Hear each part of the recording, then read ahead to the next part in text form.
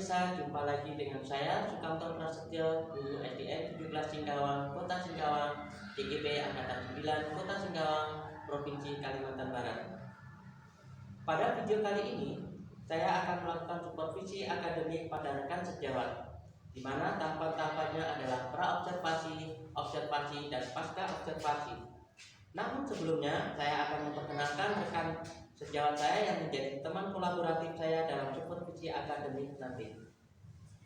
Assalamualaikum warahmatullahi wabarakatuh. Nama saya Resti Jimitasari, guru kelas 2A SDN 17 Singkawang.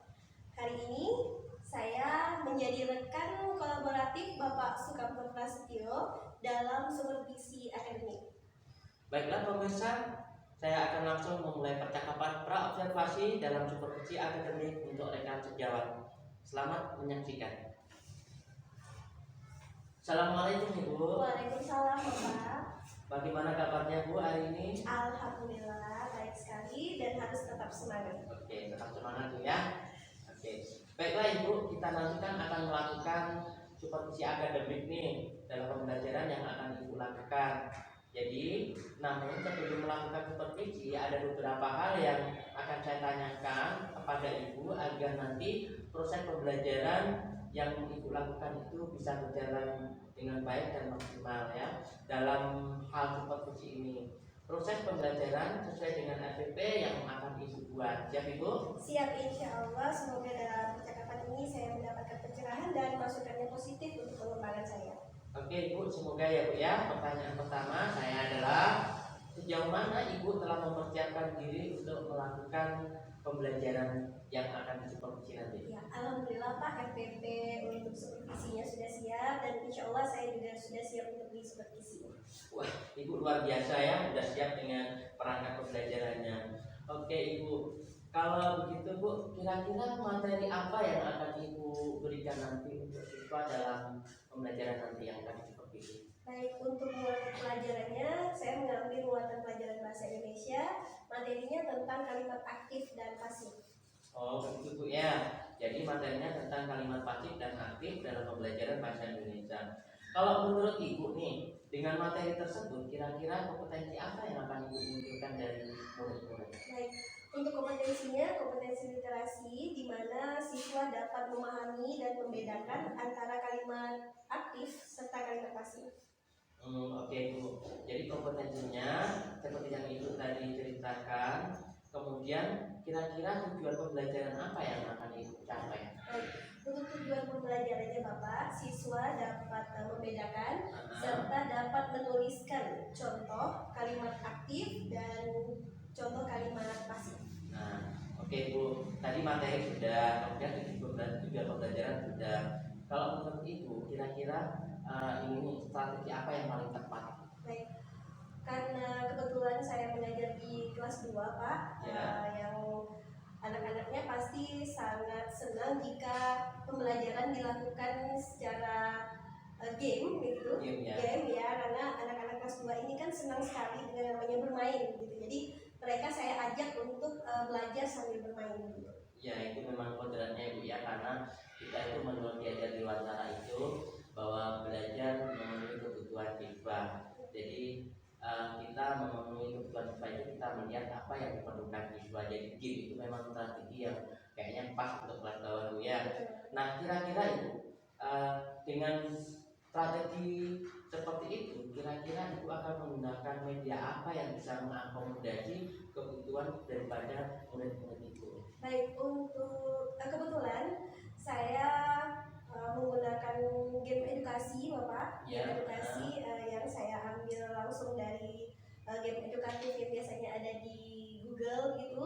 Kemudian ada kartu juga, kartu yang berisi kalimat atau kata aktif dan pasif. Kemudian nanti saya akan meminta siswa untuk menunjukkan yang mana kalimat aktif dan pasif untuk maju ke depan satu persatu. Oke, kalau begitu begini Bu, dengan materi kompetensi yang ingin dicapai, tujuan, kemudian strategi dan media yang telah Ibu paparkan tadi, boleh Bu kira-kira Ibu ceritakan daripada langkah pembelajaran nanti, baik dari langkah awal, kemudian inti, dan kemudian penutup. Secara garis besarnya itu boleh. Untuk kegiatan awal, yang pertama yang saya lakukan adalah ketika saya masuk ke kelas, saya akan mengucap salam kepada siswa saya, kemudian saya mengkondisikan siswa saya dengan menanyakan kabar mereka, kemudian untuk meminta siswa saya untuk berdoa, kemudian absensi, menanyakan kesiapan murid-murid saya untuk menerima pelajaran, kemudian meminta murid saya untuk menyanyikan lagu nasional, melakukan persepsi kepada murid, menjelaskan tujuan pembelajaran dan menghubungkan materi sebelumnya dengan materi yang akan kita bahas untuk hari ini. Itu di kegiatan awal Bu ya. Kalau misalkan di kegiatan intinya kira-kira pokoknya bagaimana Bu, poin-poinnya yang akan Ibu lakukan? Baik. Pada pembelajaran inti. Untuk pembelajaran inti saya biasanya melakukan ice breaking Pak dan mindfulness, yaitu mengatur posisi tempat duduk yang nyaman bagi siswa. Kemudian saya mengajak siswa untuk tarik nafas terlebih dahulu agar bisa fokus. Selanjutnya saya akan memulai pembelajaran tersebut dengan semangat. Dengan semangat Bu ya, dengan strategi, dengan media yang kemudian. Kalau media tadi itu maksudnya gini Bu, media yang akan Ibu lakukan nanti itu gimana langkahnya Bu? Ceritakan sedikit Bu, langkah medianya. Untuk media pembelajaran, pertama-tama saya membuat kartu yang terbuat dari kertas karton Pak. Kemudian nanti di dalam kertas tersebut itu saya buat satu kata atau satu kalimat. Kalimat atau kata tersebut itu adalah kalimat aktif dan kalimat pasif. Kemudian nanti siswa akan saya suruh ke depan satu persatu begitu untuk membedakan mana kalimat aktif dan mana kalimat pasif dengan cara mengambil kartu tersebut untuk ditempel di papan tulis. Oke, bagus. Sepertinya strateginya sangat bagus itu Ibu untuk kelas bawah ini. Jadi ada game education-nya ya namanya ya. Kemudian gini Bu, kalau Ibu tadi kan menghadirkan mindfulness ya, kehadiran penuh dengan konsentrasi sebelum pembelajaran dimulai gitu ya.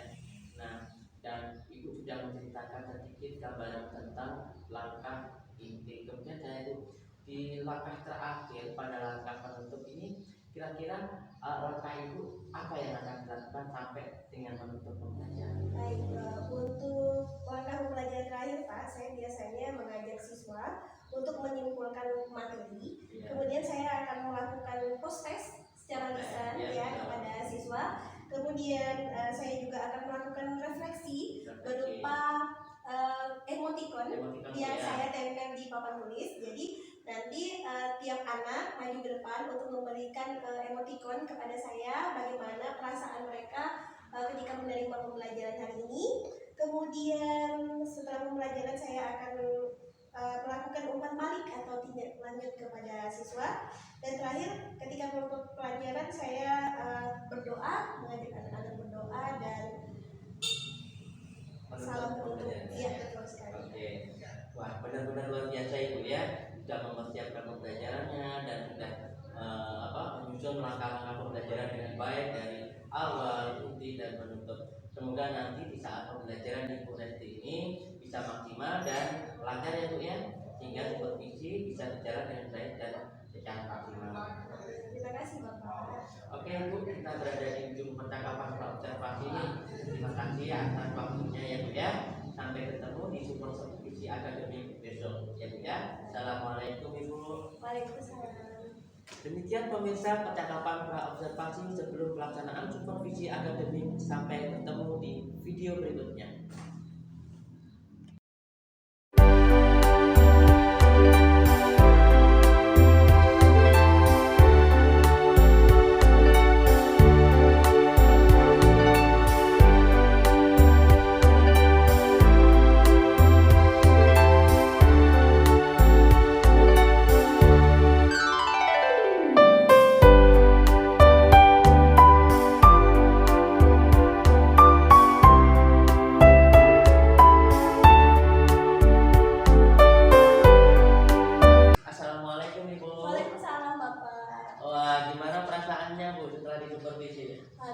Sedikit lega Pak ya, tetapi masih ada rasa deg-degannya.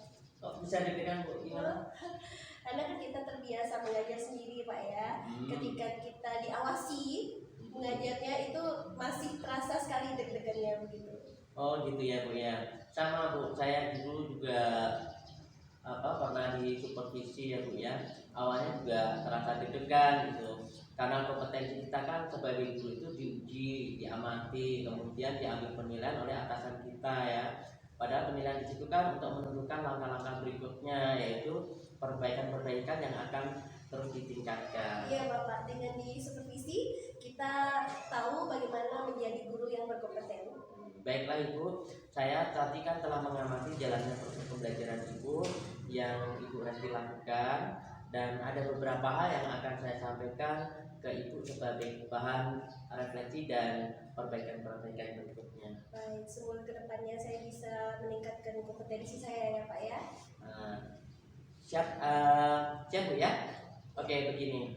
Setelah saya amati tadi, Ibu tadi sangat luar biasa dalam melakukan pembelajaran di kelas, ya, dari langkah-langkah awal pembelajaran, kemudian inti, kemudian dan penutup sudah Ibu lakukan sesuai dengan alurnya dengan baik. Namun maaf Ibu, saya memiliki beberapa catatan yang harus saya sampaikan kepada Ibu. Ada beberapa hal yang mungkin Ibu terlupa pada saat melakukan pembelajaran, mengikuti rancangan pembelajaran yang telah Ibu buat tadi. Baik, siap Bapak. Boleh Bapak sampaikan biar saya bisa lebih paham lagi. Oke Ibu. Pada saat saya mengawasi tadi, kegiatan awal Ibu sudah bagus, dimulai dari salam, terus doa, persepsi, dan sampai ice breaking, sampai dengan mindfulness gitu. Udah menghadirkan fokus siswa sudah bagus gitu kan. Kemudian ada lagi namanya Ibu persepsi. Kemudian di kegiatan inti, nah ini untuk di kegiatan inti ini tadi, sepertinya saya mengamati Ibu ada yang kurang maksimal, artinya ada beberapa bagian yang tertinggal gitu Bu ya. Mungkin di sini terkendalanya adalah waktu, dimana waktu tadi saya lihat kayaknya kemudian memanage siswa yang begitu banyak kelas bawah itu memang bukan hal yang mudah. Nah mungkin salah satu faktor yang mengapa Ibu Resti tadi bisa tertinggal yaitu di bagian media yang dipakai Ibu. Kalau strateginya sih sudah oke. Kemudian tadi memaksimalkan media yang dipakai untuk anak itu sepertinya belum muncul. Sudah muncul cuman belum maksimal gitu. Jadi mudah-mudahan dengan adanya koreksi seperti ini nanti Ibu kedepannya bisa melakukan pembelajaran yang lebih maksimal lagi Bu ya.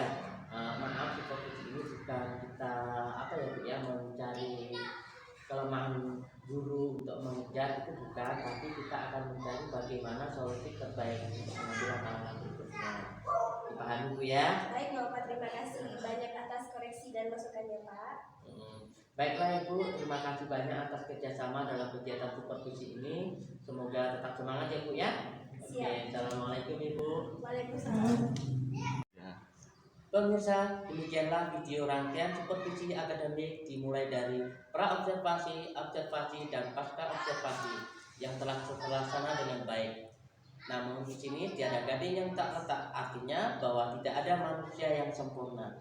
Namun apapun itu, supervisi merupakan salah satu tujuan untuk mengetahui dan sebagai bahan refleksi dalam meningkatkan kualitas kompetensi guru dalam proses pembelajaran berikutnya. Salam guru hebat, tergerak, bergerak, dan menggerakkan. Assalamualaikum warahmatullahi wabarakatuh.